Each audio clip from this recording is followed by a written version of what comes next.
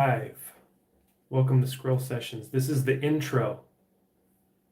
This is the intro screen because we don't know how to do that yet. We don't know how to do the intro screen for the live show.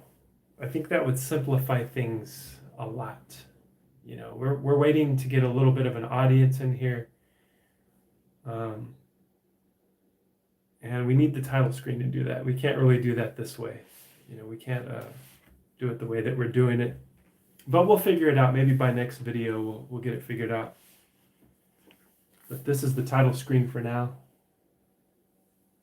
This is the latest issue of Architectural Digest. That's Beyonce.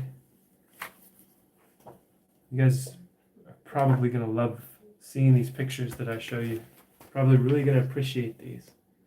It's inspirational, you know, maybe you can get some ideas out of this magazine to incorporate into your beautiful homes as you're watching. If you have any questions, you have to let me know. Once again, this is the intro.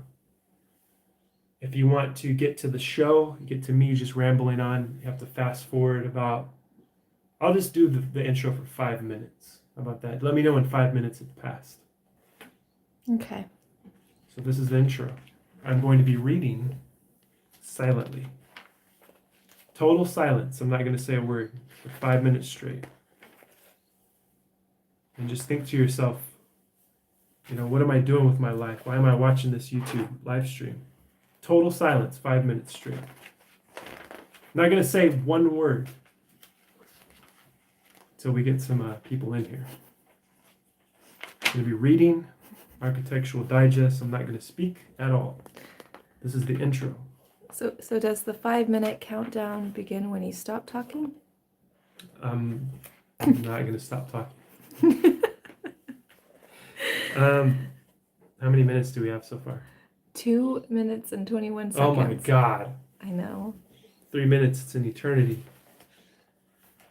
Look at this minimalist B&B Italia. Nice. I got this magazine in the mail today. It's one of the only things other than a bill that I usually just get bills and junk mail. Sometimes I get checks in the mail from past jobs that I've had, lawsuits that have, like class action lawsuits that have come through. So that's a nice surprise every once in a while to get a check for, you know, most of the time it's for like $1, if that. But I got a check, and I'm not going to name the company. I got one recently that was a pretty nice sized check. It was good. You know, it was unexpected, but it's because of the amount of hours I put in with said job. I'm not going to speak on it unless you pay me, unless you give me a super chat asking what is the company that you got the settlement from, class action settlement. If somebody's watching in the super chat, nobody's watching, right? No.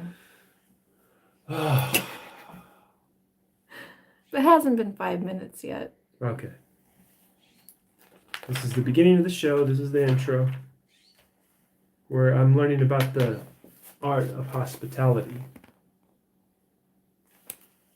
Wow. Those are some fancy stairs. Yeah, it's pretty nice.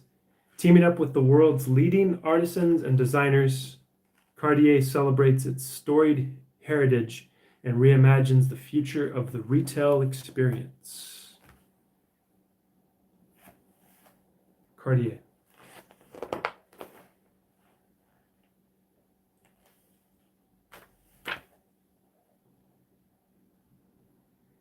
One of the designers says this. Laura Gonzalez says this: I wanted to make each Cartier project a universal and timeless place by referring to the local context of each city.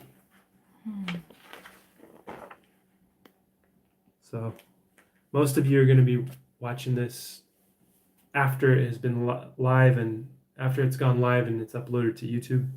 You can fast forward this part 5 minutes in. Just go 5 minutes in. We'll get to the regular show, which is just me rambling, talking about what I ate, what we ate today, what we watched. You know, nothing big. But if you want to get to that, Fast forward at 5 minutes.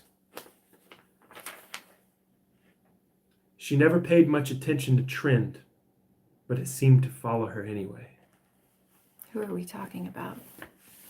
That bitch right there. She never. What a intellectual, right? What a pure artist. Like her trend basically was endowed to her by God himself, by the universe. The universe. She's just a trendsetter. She's a tastemaker, if you will. If you will allow yourself to hear that phrase, those two words next to each other. If you'll allow yourself to hear the phrase tastemaker and not cringe, then you can apply that to this woman right here in this ad for Brizzo, which is a company I've never heard of. From afar, I thought it was Penelope Cruz, but Clearly not. This is called The Modern Goddess, featuring Litze Kitchen Collection. So yeah, we're talking about she never, it has it highlighted, never. She never paid much attention to trend, but it seemed to follow her anyway. She just can't help it. She's a trendsetter, you know. I don't know if you guys understand, you know, I identify with this. When I'm reading this, I'm projecting my own ego onto it, and I'm like, I get it. I'm a trendsetter. I don't ever try to start or set trends. It just follows me. I've never cared about trends at all. It just seems to follow me around everywhere I go. Here's one. Now, this is a company. This is kind of not classy. Okay. And you can just tell that it's not a classy fan. There's no art to this fan. And I know this. I haven't even looked at the fucking page, but I know this because of the name of the company. The name of the company is Big Ass Fans. Unbelievable, right? Unbelievable. The name of the company is Big Ass Fans. That's stupid. I would never buy a fucking fan with that title. It's got to have like an Italian or French or some kind of weird, you know, some name that only like an Illuminati elitist would buy. An Illuminati elitist is not going to buy a fan from a company named Big Ass Fans. This is stupid, right? So I'll read you the ad. That is more than a fan. That is design, forward thinking. That is airflow reimagined. That is a Big Ass Fan. And this is the Big Ass Fan. I guess they just make big fans, right? Stupid. Maybe for, you know, if it's for a bar or something, right? Who cares, right? Not on my watch though, not in my house. I wouldn't be buying something like that. Ooh, here's an ad for the ADL, the Anti-Defamation League. That's people that are against Kanye right now, against Ye. So I won't be supporting them because nobody goes against Ye and gets away with it. Nope. Artemist, the online destination for Italian homemade decor. Okay, this is a nice ad. I like this. I don't know. It's a nice ad. It's cool. Full of light. It's very, very nice colors. It has a whole vibe to it, like the whites and golds, right? Much like us when we go out decked in gold. We are the whites with gold. That's what they call us. Toilet seats of gold. Toilet seats, yeah. We only shit on the finest materials. We got some rings here, some Picciotti. And I don't know if I'm pronouncing that right. No viewers yet? Fuck! How many minutes do we got? We're nearly 10 minutes in. 10 minutes? Mm-hmm. We're supposed to be doing the show now. Okay. So now we can start the show. I didn't want to interrupt. Oh, thank you. I thought you were on a roll. Oh, I kind of was, right? Mm-hmm. So, welcome Welcome to Scroll Session once again. I'm glad that you're here. I'm happy to be here. I hope you are too. I'm going to send my vibes to you. We're just hanging out in time and space, and you have joined me and Kathleen on the Infinite Scroll. That's what this is. We are infinitely scrolling everything, not just on our phones, but in real life. We are scrolling recipes. We're going through what we ate for the day.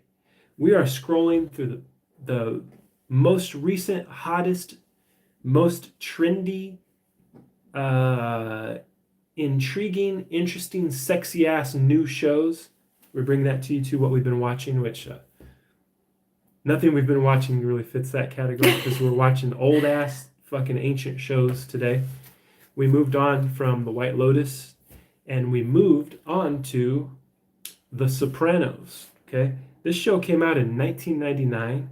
If you've been living under a rock, you probably have no idea what I'm talking about, but that's okay. I'm not going to explain the whole thing to you. We've been watching Sopranos. We got interested in it. I'll be honest, I wasn't really that interested in The Sopranos. I didn't catch it when it was being aired. I wasn't awake to The Sopranos as it was on HBO when it was being aired live. And I think maybe if I would have been into it and I would have been kind of connected to society at that time, I would have watched it. But that's neither here nor there. That's just my experience from the past. I missed out. But I tried to watch this show multiple times and I only got 4 episodes in, right? Every time I've tried to watch it maybe 3 or 4 times. And the most I got was like 4 episodes in. So now we're a little further into the series and I'm enjoying it. It's entertaining. They got us, the storyline has got us now. We're wrapped up in it, right? Mm-hmm. So we're interested in what's happening, what's going on. Now The Sopranos led us into yet another show. So our personalities and our focus is fracturing. Just like everyone else out there today in society let me just stop there. If your personality isn't fractured right now, please let me know. I would love to know. I would love to hear from somebody that is not completely distracted by hundreds of notifications per day, by multiple shows that you're watching, right? And I mean, it's bad enough that we're just sitting for hours watching a show, but we're not just watching one show. We're watching multiple shows at once, okay? Let me clarify that. We don't have like two screens where both shows are playing at the same time. We'll watch 3 episodes of Sopranos and then we'll move over to this next show which I'm about to mention. And it's because of the actors and actresses in these shows, and they remind me of another show, and then we have to start watching that one, right? And Kathleen hasn't seen any of this shit, so I have to rewatch all of it with her so that we can experience it together. So we were watching Sopranos, and then one of the actresses in that one, her name's Dre DeMatteo. I think that's how you pronounce it. It seems pretty simple. Dre DeMatteo. So she's, I don't know what she is in Sopranos. She's the girlfriend, right? Mm-hmm. Of Tony's nephew, right? And the guy that plays Michael Imperioli, the guy that plays Tony's nephew, is the one that led us from White Lotus to Sopranos, right? There's these connections. And Dre DeMatteo led us into Sons of Anarchy. So we've been watching Sons of Anarchy now. And she plays Jax Teller's junkie ex-girlfriend in Sons of Anarchy. And of course you hate her immediately because her baby's born premature and all messed up and with all of drug addict. The baby is addicted. Yeah, the baby's born addicted to meth and it has like heart conditions and all kinds of shit. So it's messed up. But anyways, that's what we've been watching. And what did we eat when we were watching these things? You're probably asking yourself by now, if you've been keeping up with my show. We ate leftovers today. We ate macaroni and cheese again from 3 weeks ago, right? When did we have this macaroni and cheese? We had a weekend barbecue. Okay, it hasn't been a week yet, right? No, it hasn't. So we ate some more of Kathy's macaroni and cheese and some more of Kathy's baked beans. It was delicious. It feels like Thanksgiving every day here, right? It's been Thanksgiving since Thanksgiving, and that was almost a month ago. So we've been having Thanksgiving. It's crazy because there's all these birthdays, and we had the mac and cheese, the baked beans, and Kathleen made a special type of chicken because Kathleen knows how to make Indian/Pakistani food, which Indian and Pakistani, they basically make the same food, right? Yeah, there's some differences, but they're quite similar. Yeah. So what did you add to that chicken to make it taste like that This was last just night? kind of like an Indian inspired chicken. So I used cumin powder, coriander powder, Mm. chili powder, Mm-hmm. minced garlic. Mm. I diced up onions and browned them in the beginning. That's kind of a staple in almost every Indian dish is to dice up some onions, fry them in olive oil, get them a good brown to kind of create a base, Mhm. and then you start adding all the different spices to that.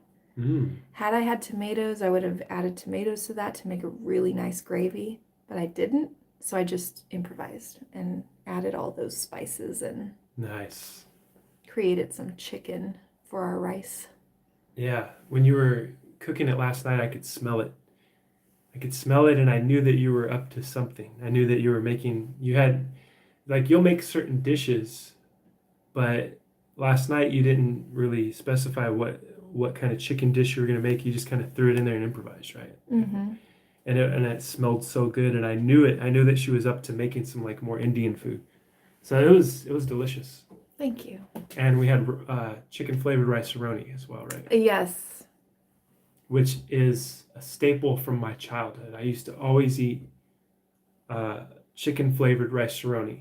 And according to my grandma and my parents and everybody, they say that there was a time period where I would only eat chicken flavored rice-a-roni. Like I was really picky, as a lot of kids are. And it was like I would eat like chicken nuggets from KFC, or I think maybe McDonald's too, or whatever. Or I would eat chicken flavored rice-a-roni. There was like probably a span of time, probably from like age 5 to age 17 or something like that. I don't know. That's not true. Just 17. It wasn't that. We were eating bean burritos when we were Yes. 16, 17. Yep. We were eating bean burritos from Taco Bell, right? Yeah, spicy chicken sandwiches from Jack in the Box. Yes. The tacos from Jack in the Box. Yeah. 99-cent tacos. I remember the first time I ate a hamburger with tomatoes, onions, and lettuce on it, like a regular hamburger, because I was one of those kids that refused to eat vegetables, would only eat the chicken rice-a-roni or chicken nuggets or whatever, or a regular hamburger with nothing on it. And I remember the time that I wanted to get a real hamburger finally, a real hamburger with everything on it. And it was after watching Pulp Fiction, the scene where Jules takes the guy's hamburger. It's a Big Kahuna burger, which I don't know if that's a real company or not. I don't know if it's one of Tarantino's fake burger joints, because I've seen Big Kahuna Burger in Dusk Till Dawn as well, which was written by Tarantino, directed by Robert Rodriguez. So yeah, like he goes, "Is that Big Kahuna Burger?" And the guy goes, "Yes." And he's like, "You mind if I have a bite of that?" And Jules eats his hamburger, and it looks so good. This hamburger looks so juicy and delicious. So after watching that, I remember I had that in my head. And I think Pulp Fiction had just come out. So I was probably like 10 or 11, something like that. And me and my dad went to Sonic. We went to Sonic Burger, and I ordered a regular burger that had everything on it. And it was so good. And I just knew how much I had been missing out on my whole life. So that's a memory that I will always have that was attached to Pulp Fiction. So that's pretty cool. And So yeah, chicken rice-a-roni. Architectural Digest. We started the show off. The intro was I was showing you. I was reading ads out of this magazine, and I got this in the mail. And I don't know why I got this in the mail. I don't know why they're sending this to me. I don't know if somebody signed me up for it or if it just comes free with something I'm subscribed to online. Who knows? And I did a quick Google search to try to figure it out and didn't come up with anything. I don't know what's going on with that. But it's interesting. I've been flipping through this and I've been learning a lot about style and architecture and the things that people spend money on. So it's been kind of interesting. You like this magazine? I Right? enjoy it. I'd really like to know if this is kind of happening to other people, if they're also getting this in the mail. Yeah, that's what the main thing I wanted to find out was if this had happened to other people, but I didn't really get too far into my search, and I didn't see any questions. Usually, it'll say people also ask, and you got a drop down menu to see like questions that people ask in Google. Common searches, but I didn't see anything. So I don't know how I'm getting this magazine, but it's kind of nice to look at it. It's cool to see these different sceneries and different colors and different ideas for design, interior design and architecture. And it's kind of nice, and it smells good too because it's new paper. It smells really good. Yeah, it's inspiring. Yeah. It gives us something to aspire to reach for, right? Definitely. So what's on your mind these days, babe? The biker community and mobsters. Because of the shows we've been watching. Yes, that's what's on my mind. Sons of Anarchy has kind of opened up my world into certain terminology that I just didn't know about. Yeah. And we've also found some synchronicities of terminology with both Sopranos and Sons of Anarchy. We have. The cringe priest who is all into that Tony's wife's food. Oh yeah, he's like I have Whatever a saying he said. Yeah. He said I have a Jones for your baked ziti. And we were just like, ooh. It's gross. He shows up, this priest shows up in the middle of the night. It's raining. Right? It's like bedtime. And he knows that Tony and everybody's gone. And he shows up at the house to hang out with Tony Soprano's wife. The first thing I thought, I'm like, this priest has a death wish. What is he doing? But he's like, I got a confession to make. I have a Jones for your baked ziti, or your baked ziti. Oh God, baked ziti. Yeah, which I will be. You're gonna be making it. Mm-hmm. We looked it up. It's just pasta. Like all of the dishes, they're just pasta. I'm like, ooh, what is that? Sounds fancy. Ziti. What could it be? It's apparently like an easier version of lasagna. Oh, that's how they describe it. An easier version of lasagna. As if lasagna wasn't easy enough. That's what I was gonna say. That's pretty easy. So yeah, we're gonna be making baked ziti. Maybe we'll find what's her name? I forget the character's name. Tony Soprano's wife. Camilla or Camilla or Camilla? Cornelia. It's something like that. Yeah. We're gonna Forgive be making me for not remembering. That's okay. We're gonna be making Camilla Soprano, if that's her name. Mrs. Soprano's baked ziti recipe. We're gonna try to find it online or something. Maybe we could couple that with the drink from the White Lotus, since that was an Italian. I forgot about that. We still got to make that drink. Right, it's an Italian drink, right? Those could pair well. Yeah, maybe we'll do both. Right, we'll do both at once, or we could test it live. Yeah, that'd be cool. So there's that. So he said Jones. That's the what Kathleen's talking about, the two words that we noticed, which you said that you've never heard that I haven't really term. heard that term. I'm from another planet. That's what I think your viewers should understand, that I really don't know anything. So that was new to me, and I've That's probably not true. heard it. I just Well, you're being Well, too thank hard you. on yourself. Oh, thank you. But I didn't know that, and I probably heard it before. Maybe I just blocked it out of my Yeah, memory. you might have blocked it out due to the trauma that word It was causes. Yeah, it is a traumatizing word. That's for another me. one of those words. We should make a list. That should be part of the show too. A list of words that just automatically make you feel disgusted with the people using the word. You know, it's not just the word that's disgusting; it's the way that these people use it, Yes. and then it's very disgusting coming from their lips for some reason, right? So yeah, we would like to avoid doing that here on this show. We would like to avoid saying cringe words, you know. And I don't know, maybe there's no way to avoid that. Who knows? But there are words. There's a grouping of words, and there's phrases that shouldn't go together. You just shouldn't use words. You shouldn't show up to a married woman's house in the middle of the night while it's raining and tell her that you got a Jones for her baked ziti. That's, it's very sexual. It's very offensive.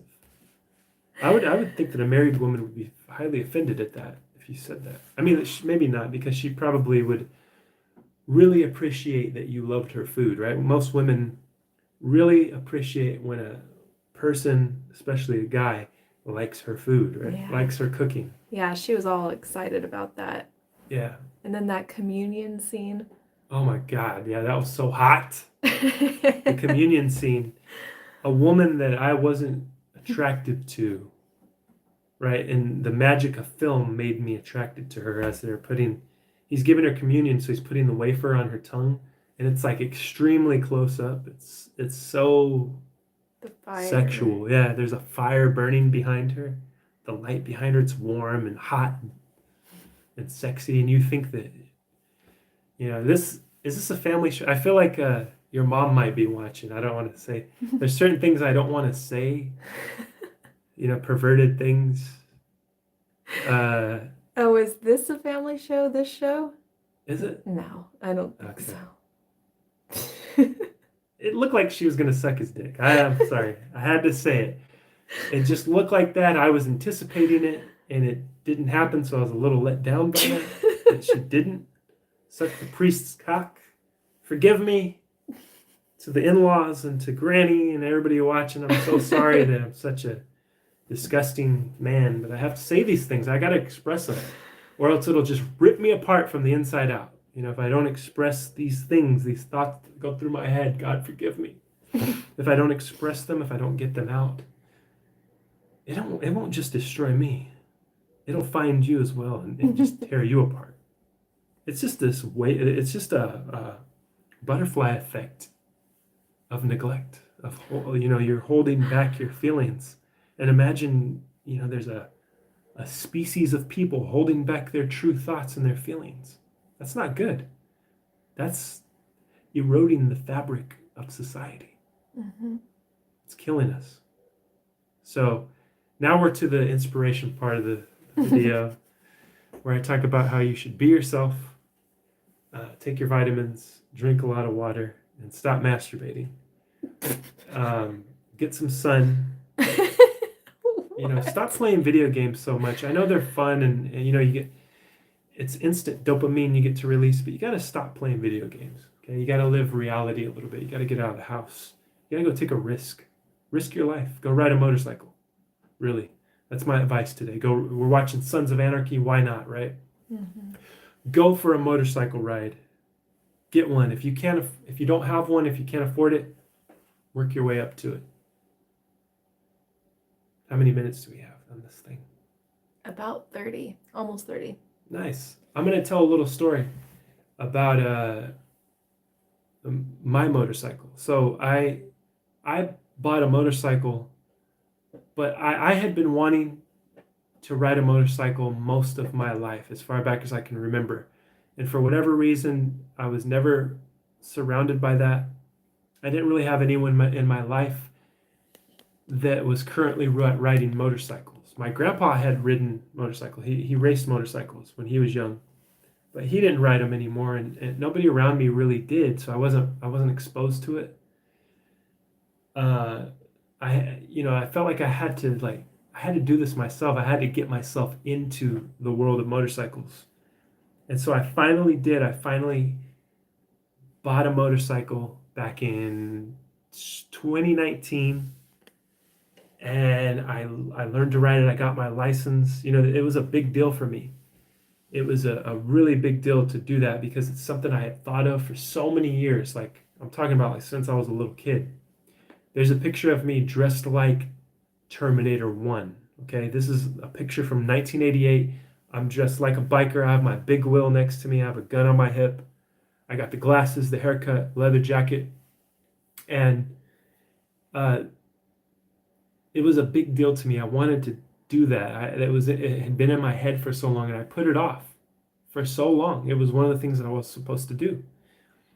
And once I did it, it's crazy because it kind of rearranged my life a little bit. It changed my life.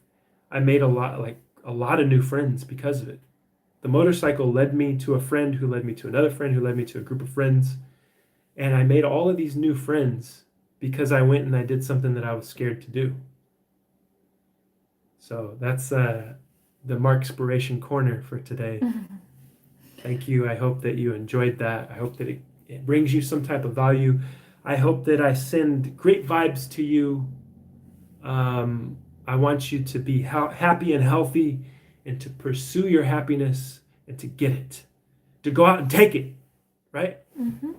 To go out and do what you want to do, right? We're in a weird time. We're in a strange world right now. It's kind of dark, kind of a dark, violent world. But when has it not been a dark, violent world, right?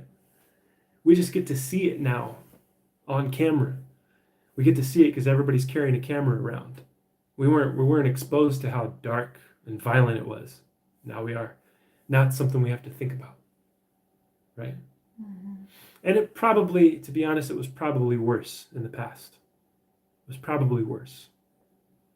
I don't know. I'm an optimist. I think that the glass is half full. I think that things are getting better, especially in my life, because I'm living my best life forever. And I hope that you find a way to as well.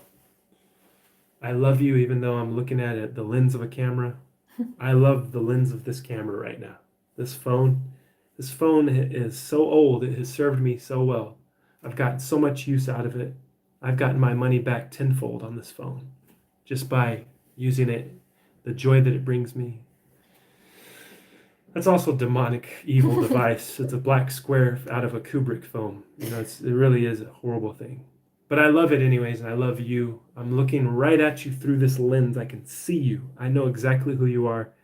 You are who I am. That's how I know. And I love myself, and that's why I love you as well. Thank you for watching. See you next time. Goodbye.